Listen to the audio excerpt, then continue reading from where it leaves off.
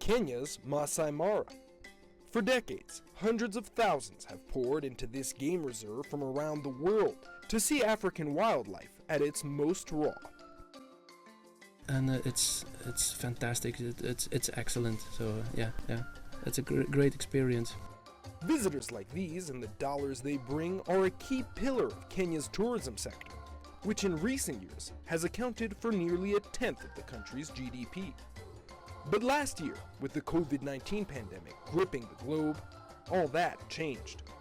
Suddenly, all guests were gone. Most people were sent home. The lockdowns meant that we here were stuck, and those guys there were stuck as well. We were closed for 3 months. Our salaries were all cut. Without our international guests, we didn't know how we were going to survive. Last year, we had few tourists visiting Maasai Mara. It's because movement was restricted from different countries. As park management, we depend on the revenue collected from the tourists who are visiting Maasai Mara. And since they haven't not been coming, so we are running with a lot of challenges.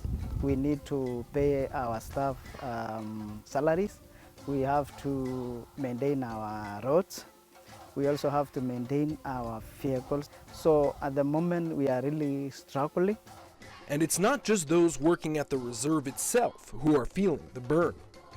This area overlooking the drop into Kenya's Great Rift Valley is a major stopping point on the route for tourists coming from Nairobi to see the annual wildebeest migration in the Maasai Mara.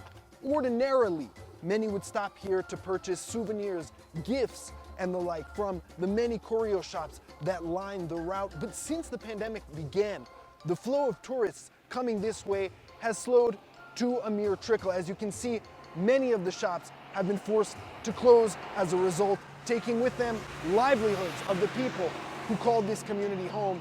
Some are still doing their best to eke out a living here, but it's slow going. Joshua Njeri has sold handicrafts by this roadside for more than 20 years. He says the pandemic's effect on tourism has hurt sales and dried up income for his family. So tangu wakati COVID ilikuja, tumeumia sana. Juu hakuna wageni, maisha imekuwa ngumu. Juu kaa saa hii niko na familia, na huwa nafeed familia yangu na hii province. So wakati hakuna tourist, sisi tunaumia. Juu kila watoto wenye niko nao, wote wako shule. Despite the gloom, hope is on the horizon. Hoteliers and tourism officials say international visitors are once again returning, a trend that is evident in the large crowds of foreigners who have flocked here for the annual wildebeest migration. I can say this year is better than last year because at least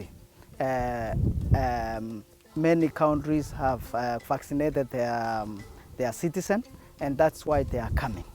Na saa hii hata ni wakati tunashukuru Mungu juu wageni wameanza kurudi kidogo. Duka tulikuwa tumefunga at least karibu miaka 2. Tangu wakati COVID imekuja tumefungua kitu kama 2 months ago. So juu hakuna yani hakuna mtu anaweza kuja.